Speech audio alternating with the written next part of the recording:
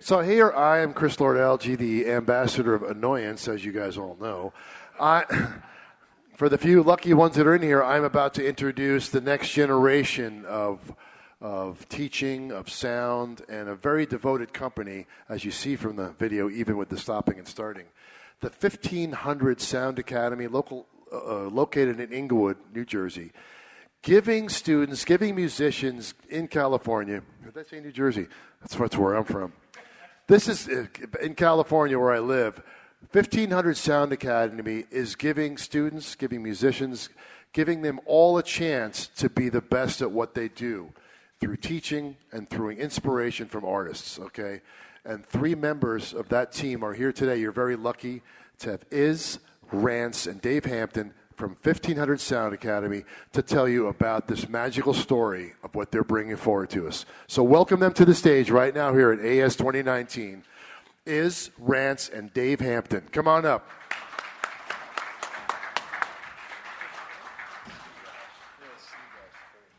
And let them tell the story of 1500 Sound Academy. Hello, everyone. Everybody hear me? I'm Dave Hampton. I'm the technical director over here at 1500 Sound Academy and our Volume Ventures project. I'm going to introduce to you a couple of guys who I've been working with for a little while now. And it's a real special place. We took the time to fly out, just landed a little while ago, in the midst of what we're doing, to just share with you what's going on and how we're trying to approach education for the creatives of today and tomorrow. What's going on here is something that's been in evolution for myself and others. We've been in audio sometime. This is my 40th year. So it's a real honor for me to share the dais with these guys and talk about the dreams that Rance and James and his family had to have a place where people could be educated. And so at this point, I want to introduce Larrance Dopson, a Grammy Award-winning songwriter, producer, musical director. And he's going to tell you a little bit more about that. And then we're going to hear from IZ Avila.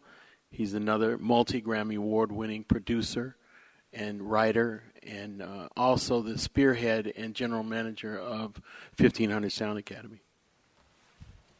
Cool. Thank you all for joining us today. And, our whole goal with coming out here from Cali was to kind of just share our story, share the story of inspiration that drove us to putting something together like this, and story of me and Rance connecting and being able to do something impactful in education for our community, Inglewood, but also to expand that experience amongst other creators, throughout the world, and hopefully grow it from a grassroots perspective. So, what's up, everybody? Hey, yep. So my name is Larrance Dopson. From Los Angeles, California, born and raised. I started off wanting to have a dream to perform around the world and work with all my favorite artists and do all these cool things that I'm doing. And I felt like what helped me get to that point is us having a facility I had another facility that's way smaller than this in the hood in Inglewood. But that place, we've created so much magic there to where I realized the importance of community and being around experts and pushing yourself. So I always wanted to have a facility to where, if my partner James Fauntleroy, he's a part of this whole thing too. He's #1 songwriter in the world. Y'all should look him up.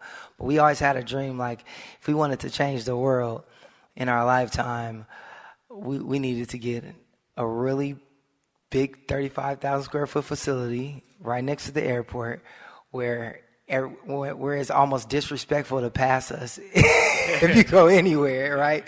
So we wanted to have a place to where, like, just imagine having the X-Men school for the best creatives in the world, you know what I mean? So we do everything from, we teach coding from JavaScript, C++, HTML. We got an acting, TV, and film academy that we're working on right now. We're teaching music production, songwriting, even teaching people how to have a vertically integrated company where you can start from your mind straight to market. Just bringing your ideas to life and owning your ideas. So it's not just music. It's like life school. You know what I mean? But we have a facility that fits every part of it. So one side of it is the academy. So the academy is our incubator for all the best people in the world that we're teaching to get on the next side. But on the next side, we have everything from 3 state-of-the-art studios built by these geniuses. Yeah, soundstage. We have a Dolby Atmos movie theater.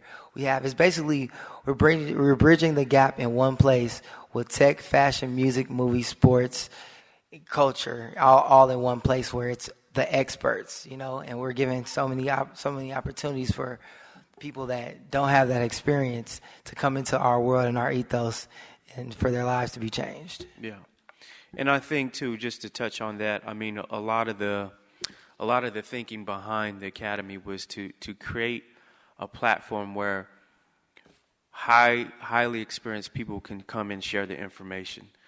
And when I look at what we've been able to build in Inglewood, it was really on the premises of creating an ecosystem where we were able to bring in all the resources and relationships that we've been able to create and accomplish along our musical journeys, and in return offer that to our students to shortcut their experience.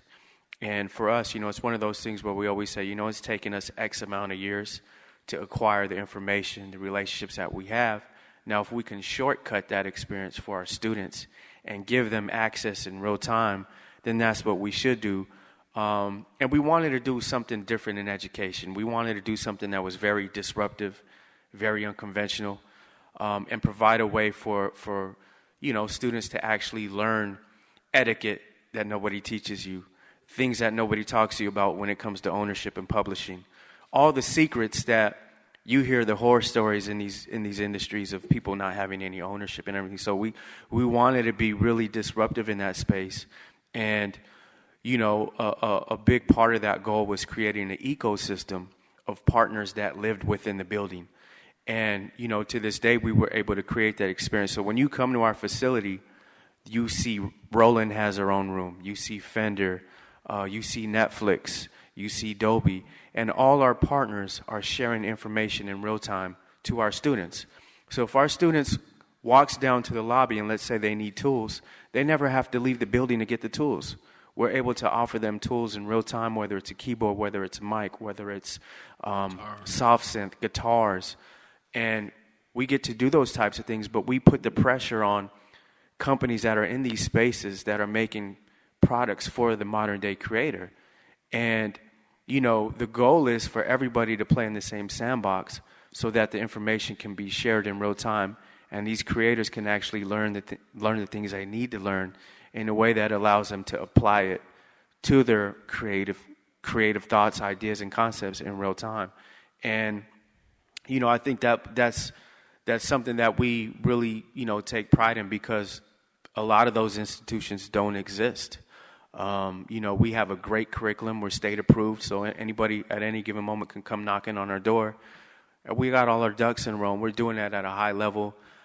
We have workshops. Our curriculum is a six-month curriculum. School is Tuesday to Thursday, 11 to 5. So we're doing, everything we possibly can do as creators to really create that community experience, and for really this generation of creators to really congregate together and build together and give them access, even though experience-wise they might not be ready for it. But if we give them the cheat codes and we walk them and we take them in their hand and we incubate them and we empower them, then that is the goal at the Academy. And we've had students come from 4-year universities and get in 3 weeks what they never got in 4 years. Anytime when you come into a class and Timberland comes and sits in the class and is actually saying, play me your beats, he plays his beats, or an A&R for Rihanna comes down and students get the chance to write a song and submit. These things happen in real time in our building, in our facility, and it's, just over the course of the last year and a half, I mean, it truly is a magnet for people that are passionate about this next generation of creators, or they're passionate about their ideas, their concepts. And, I say all the time in our facility isn't meant for everybody, but our facility is meant for those that have their heart on the table and are willing to push the bar and willing to pour into individuals. And we're still learning. I'm still learning. Rance is still learning. Dave's still learning. And I think that's a symbol of where we're looking to be in the future. As you know, this industry has changed numerous times. It's not going to stop changing. Technology is going to keep doing what it's doing. But as long as we keep introducing the fundamentals of what it is that we all learned, and that gives you access to lineage and a career, then that's what we want to be doing. So that's my gist on the Academy. You got one, Dave? Yeah, from the technical side and from somebody who's around during the evolution of the microprocessor coming into music, today we have so many different participants at all different knowledge levels. So for us, one of the biggest goals that we had was to introduce a kind of a structured, immersive experience of nonlinear learning. YouTube University has done a lot, but we needed some kind of way to have a zero line of, okay, how are we going to give them something that they can use today? And having come up at a time where there was no structured courses on how to be an engineer, I had to take music discipline in order to qualify for experimental courses back in the day. So this is really a chance for us to really point it right at where the change is coming and where the change is continuing to be all over the educational system. We talk to school districts not only from Los Angeles but from other parts of the United States, and they're all in the same area having a little difficulty because there are so many people who are allowed to participate in music in particular and creativity who don't necessarily come through the same doors as everybody else did in the past. And that's okay. But you have to have a safe place for them to go do that and learn that. And traditional linear learning, piano 1, 2, 3, and all that, we do stress the basics. So Rance will be on the stage accepting a Grammy one day, and he'll be in the classroom giving a scales test on Monday. Yeah. Okay, and that's real.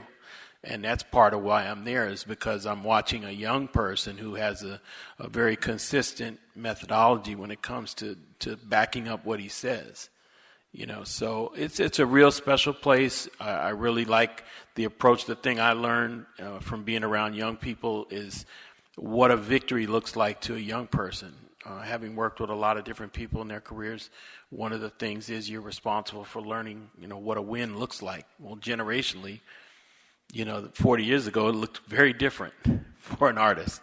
And some of you nod in your head, so you know what I'm talking about. But to a young person, when you can sit with them and you can process how they process their career, their brand, and all the things that they deal with now, it's a very interesting conversation, and it keeps you young in heart and young in mind, because you always have to be thinking about the multi-dimensions of that individual.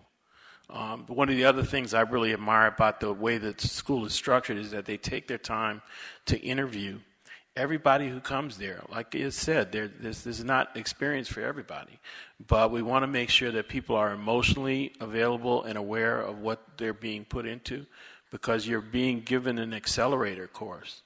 You're being put in sometimes in the studio. You're going to walk in and be in there because your merit in the classroom has shown that you have potential. So Rance will say, well, come to Record Plant tonight. Not everybody gets to do that. And so when these things happen, these are also part of the immersive experience for the students. They need that. They need those things. It's good to learn Pro Tools. It's good to be quick. We're going to walk around and see a lot of the new gear, and that's great. But experientially, what you do one-on-one when you're with creatives and how you handle it is really one of the things that they teach that's most important. So, like I said, my hat's off to them. I am happy to be as old as I am still learning. So, and we also are doing some great things on the Phase 2 side that we'll talk about in a little bit. And so it's bringing together all of the disciplines. When you guys walk upstairs and you view the booths and you view the products, we've gone through several generations of all of us being in a room making music to somebody being in a bedroom making music. Now we're going back to all of us being in a bedroom making music. and I think, too, just to kind of touch on that, I think, for us as an academy, it's great to be able to teach these modern-day creators both sides, which is the appreciation of analog, the science behind tape, the beautiness of hearing analog, and also, too, the beautiness of experiencing digital. And, I never looked at our academy as being a one-trick pony, and I always wanted to make sure that within what we're teaching that they get to encompass those various facets that run parallel to our creativity. All those things that I grew up appreciating by being around guys like Dave Hampton and Jimmy Jam and Terry Lewis. I mean, those are the things that still to this day, they transcend any quick fix of any quick preset or anything. And we believe that it's still impactful for this modern day creator to understand and appreciate both sides, because it's only going to empower them and give them the longevity that they need. And that's key for us as an academy, especially when you look at, how these things are being taught in other places. It's always a focus on one particular thing. And, there's these creators have so much bandwidth for much more. And I was just, one of the things I was talking to Chris Lord-Alge about out the door was that, this is all about sharing information and being in a space where we don't covet the blessings and the information and the fortune that we've been able to have access to, and how we can pour that back into individuals at a high level. It's great for a student to be able to come to school and then also, meet companies like Roland and Fender in real time and talk to those people that are part of product development, tooling, marketing strategy. Because, not everybody that comes from the academy is going to be the next Jimi Hendrix. But if they can, have a spark in other areas that they can learn about, we also feel that that's extremely important too. So I always refer to our academy as a full spectrum experience with a full spectrum curriculum attached to it. So, that's who we are at the 1500 Sound Academy.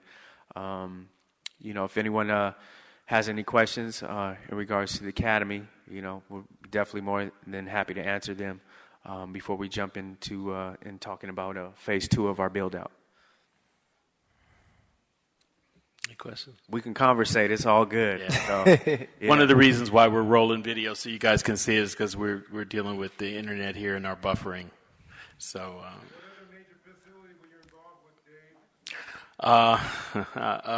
Yeah, Dave, we're going to interview you real quick, man. Okay.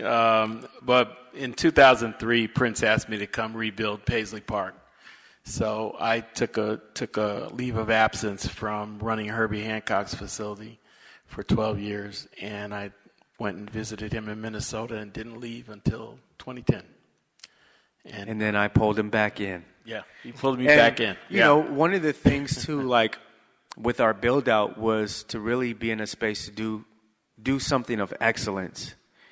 And I knew that outside of Rance and James and myself that it was going to require the Jedis. And I'm a firm believer in when you get an opportunity to do something, you reach for the Jedis, and Dave was one of the first cats I called. Then I called Gary Starr, then I called Paul Cox, and I started assembling the team because I believe, especially culturally, that if we're going to do anything, man, we got to do it at a high level. When you look at what Tyler Perry's doing, amazing. That's excellence. And I'm always about mirroring what excellence, because it means so much more for our communities. And so I was able to drag him out the coffin. No, it was good, and it was at a good time. When you have an experience like that, coming off of that, I never was quite the same after that experientially. And I built facilities for Raphael Sadiq, for Herbie, for Babyface, Too Short. But that time in my life in Minnesota changed forever how I would work with creative people, because it was one-on-one, but it gave me all the tools I needed. And then one reason why I took the gig when they brought me over here is because I have many conversations with Prince about what he wanted to do, and when we were trying turn the thing into a museum and kind of change the course of what the Paisley looked like. Even today, the tour you take, and if any of you have been there, it's modeled after like a lot of the work that we did early on while he was still alive. These young men had a dream and executed a dream that he talked about doing.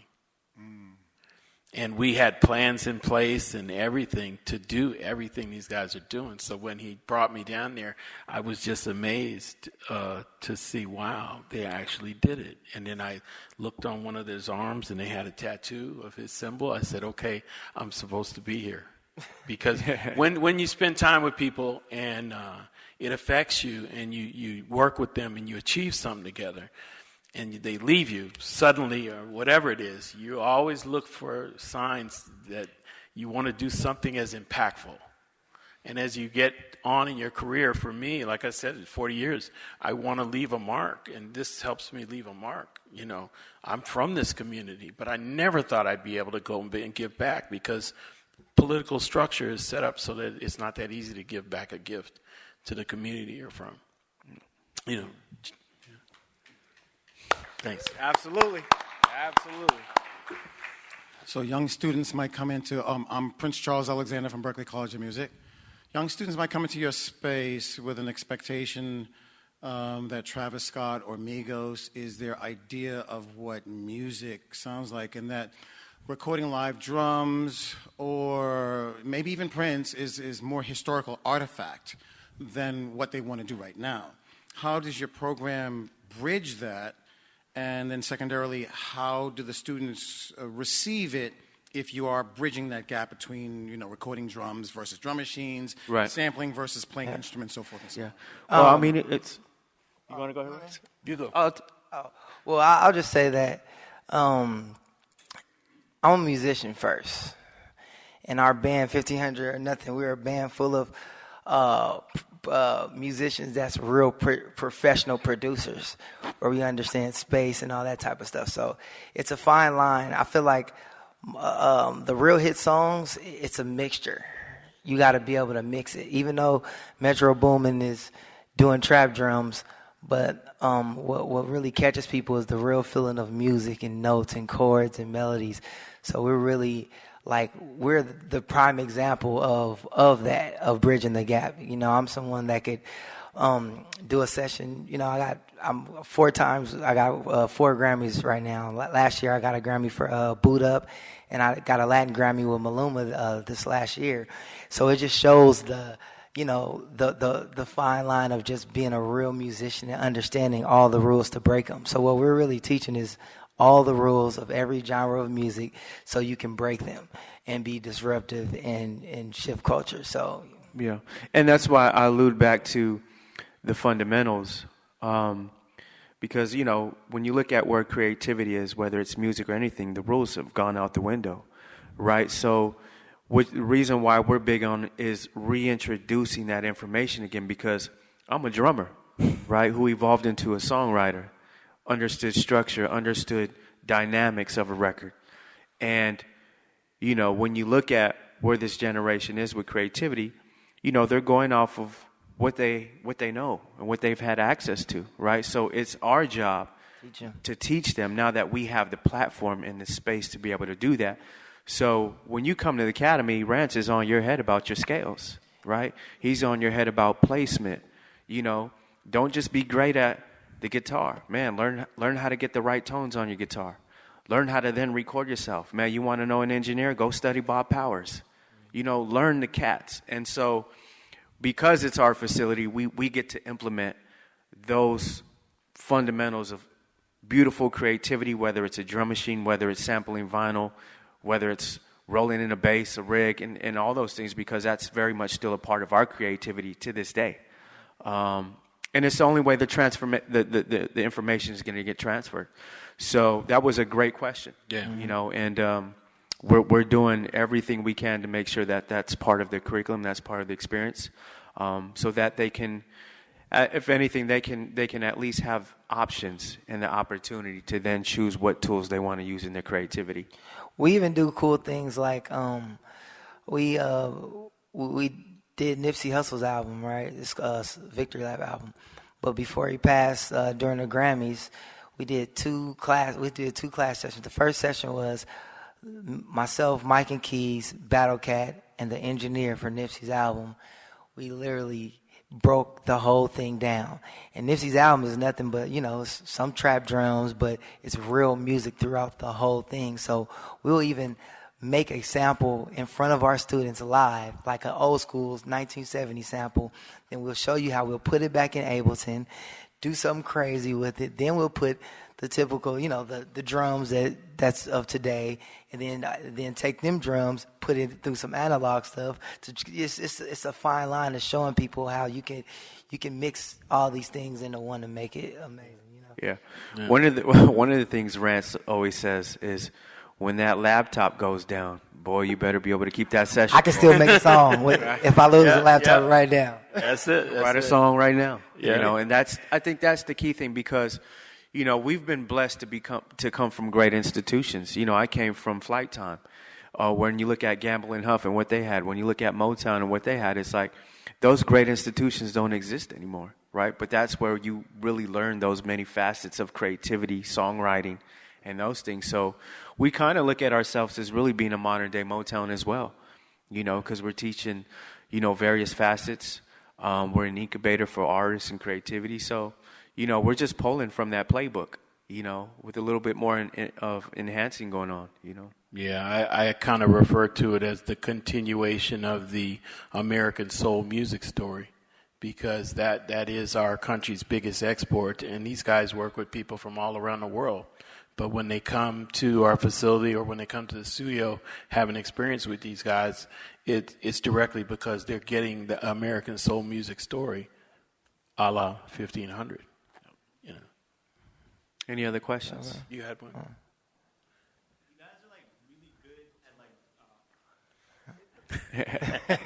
You guys are really good at going in depth and what you're talking about and what you're doing. So it's I come up to the mic and I'm thinking about the question I want to ask. And we're reading your mind. You guys are there. And okay, well, I guess I'll just listen. And honestly, I think that's the best thing I could do. And I think that's any of us could do, is just sit and listen and just soak in what you guys are trying to express and share to us. Are you a creator? I like to think myself as so. Well, see, that's great then, because, I always say in order to be a creator in this day and age, to move mountains, you got to have your finger on the pulse. And the fact that we're somewhat already in sync, it just goes to show you, we're right there with you, and, at the end of the day, man, it's without creativity, it's we're lost, what I'm saying? So it's important for us to really be on that grassroots playing field with folks like yourself. How old are you?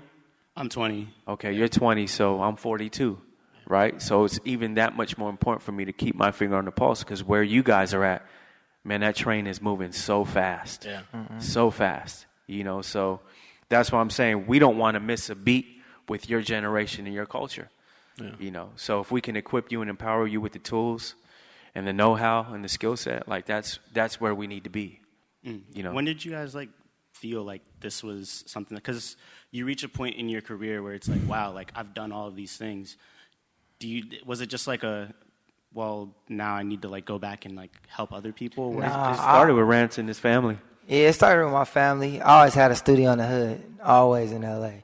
And that was something where we made all of our best songs. That was a place where we could, if we had problems at home, or you can always come to this one place, this one happy place in the hood, to where you could change, your life could change, and you can build with your friends and family and stuff. But I just knew that it's so much opportunity that our culture doesn't get just by being on the other side of the of the freeway. You know what I mean? Sure. And there's so many talented people that I feel doesn't have the opportunity to even know Chris Larrance or any of these people. So what we are is the bridge between the hood and corporate.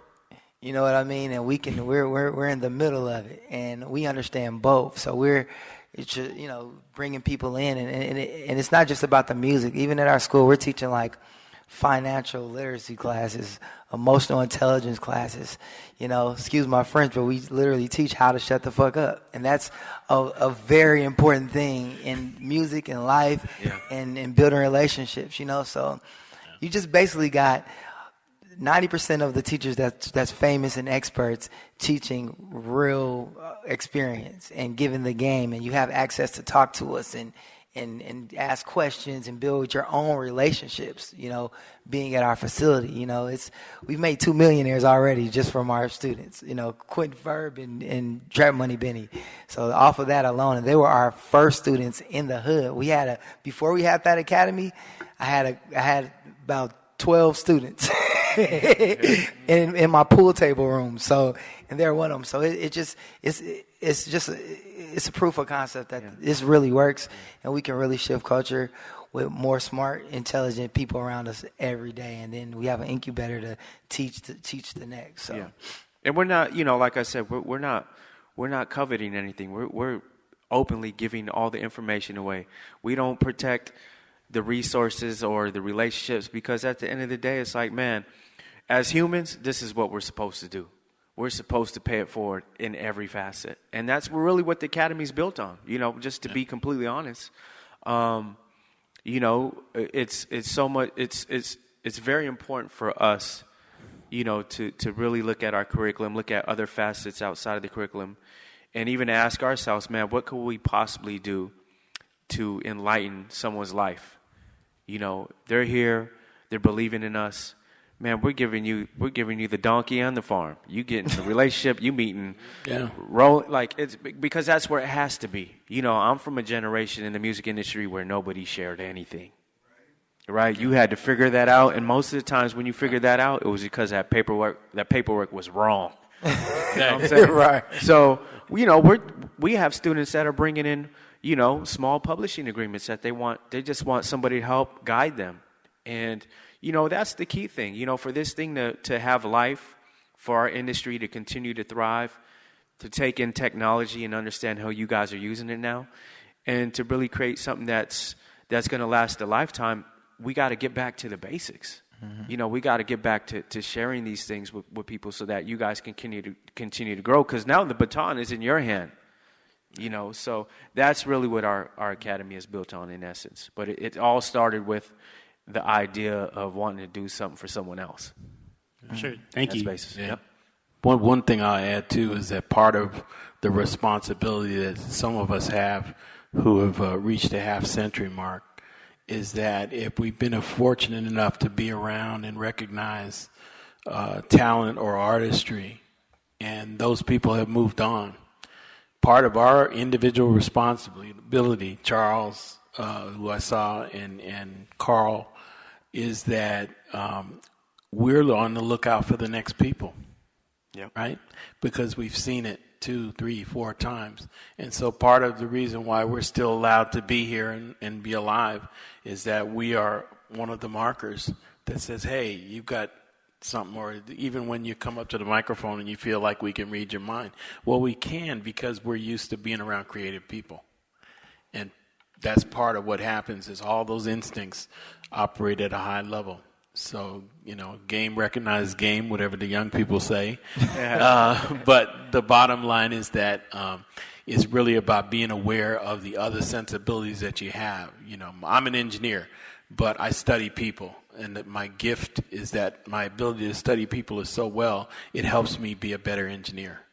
Somebody else might be quicker, younger, stronger, to lift more.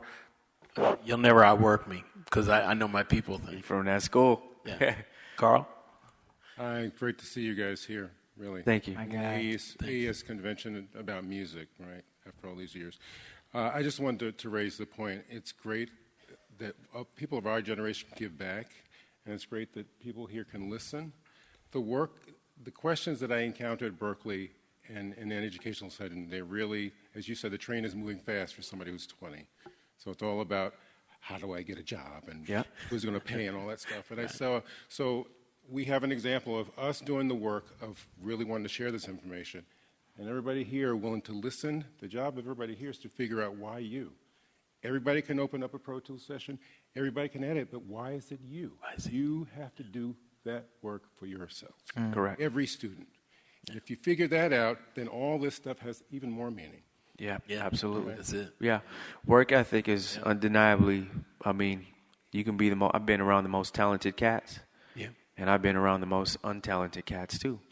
And the most untalented cats, they know how to get that marathon baton and win the race, and that's key. And I think too, when you deal with a generation that, when you say work ethic, they kind of they turn their hearing off, because it's work. I got to spend X amount of hours to become great at a craft. They don't have the appetite for it. So, which is even the more reason for us to really have something that's that impactful, that can keep them and harness their energy. And it's really how you represent something. You got to reface it. You got to put a new skin on it. You got to give it to them in a different way. And that's I think that's a key ingredient to our formula. We're retraining everyone. We were trained wrong, even how we think as humans, So it's really retraining yourself from like a blank slate and saying, yo, I know so many people who says they work hard. That's my friends that'll make 8 beats a day and think that's working hard. You know what I mean? So we have to teach what's a work ethic? What is that? What does that look like from a professional sense? Like, what does it look like when Michael Jackson works, or Prince works? He can explain that, so you can, set the bar. Right. Yeah. This morning at the Prince panel, Sylvia Master was describing her time with Prince. Mm-hmm. 2 studios booked, 2 rooms in each, and was creating 8 songs a day. Yep. Yeah. And if you played in his band, he'd call you at 4 a.m. Yeah. Let's rehearse. Yeah.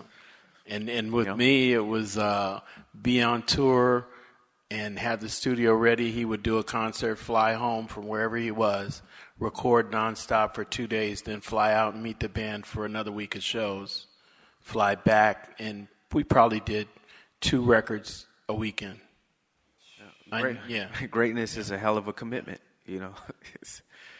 Just not making beats, guys. Yeah. I want to be a beat maker. I don't even know what that even means.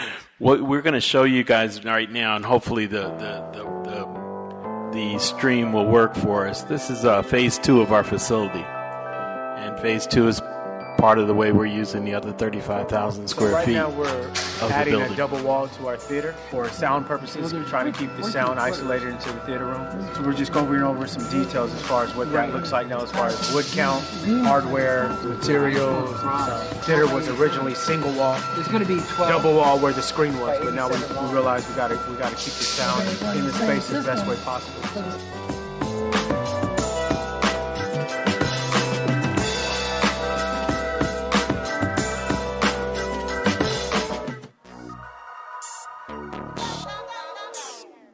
When we started this project, the goal was to understand the vision, obviously, of James and Rance, but to figure out a way to execute it at a high level.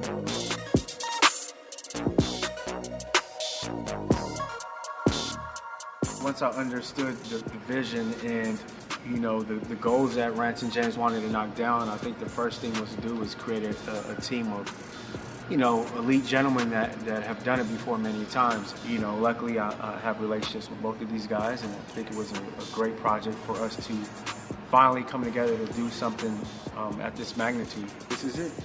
Dave Hampton, Gary Starr, myself and this is what we collectively do on a day-to-day basis. Just imagine, me and James just was thinking, like, if we wanted to change the world in our lifetime, let's get a building right next to the airport with the smartest creatives in the world, from tech, music, movies, fashion, film, art, sports, all the culture, experts, where we can work and be a vertically integrated company to where it starts with the mind all the way to the consumer. It's going to be crazy. Y'all seeing it from the making, from the ground up. This is for the culture. We're doing it for us. So right now, when you see the first beams going up, it allows us to have a full conversation about the use of the soundstage space. Up until that point, everything had been theoretical because the space had been designated by a large rectangle on a blueprint. We've taken everything into consideration about how we're going to use this and make it available for people who really want to create. And they can overlap. We don't just have to work on music. You can have music going on here. You can have somebody shooting a video over there. You can have a product demonstration going on in another place. And everybody can live under the same roof and operate at the same time. This week, we're going to, in the outer area, we're going to be trying to get through most of the basic framing so we can walk through on level 1, level 2, and experience what's in each room and how we've utilized the space so far.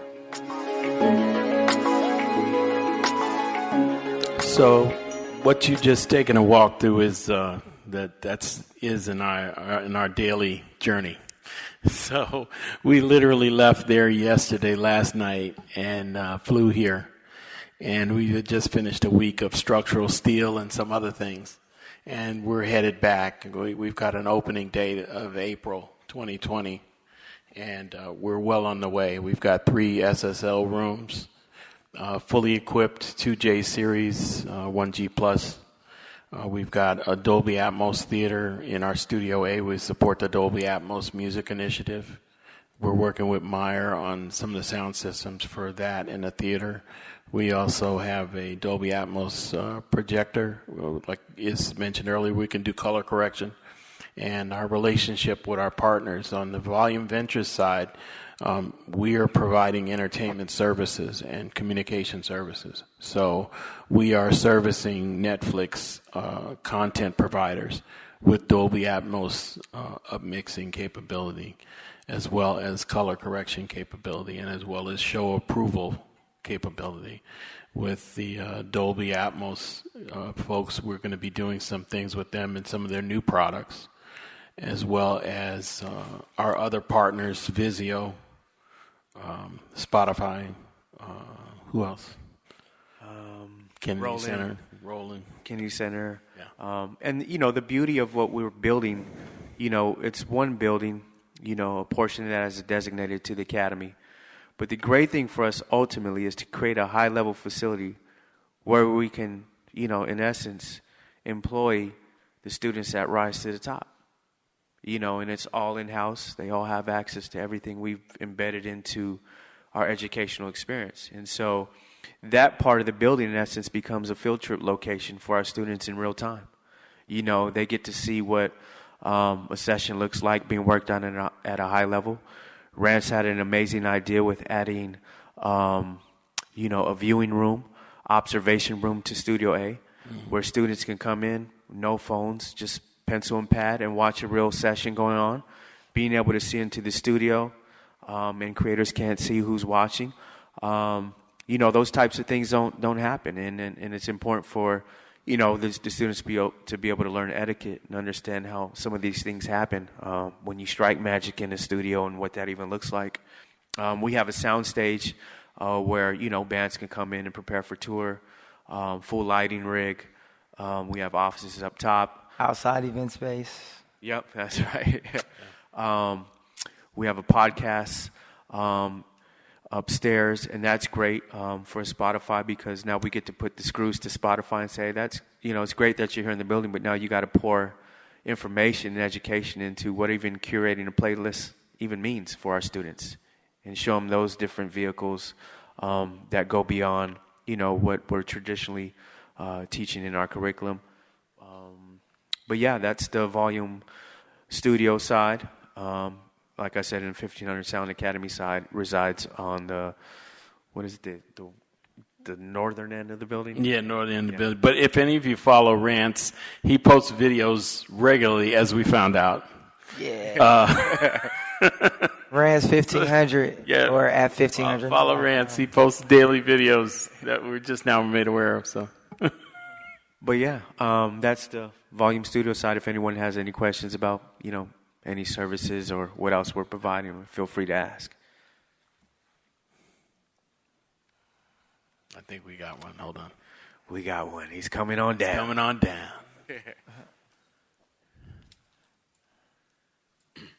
How's everybody doing? Good. All right. Good.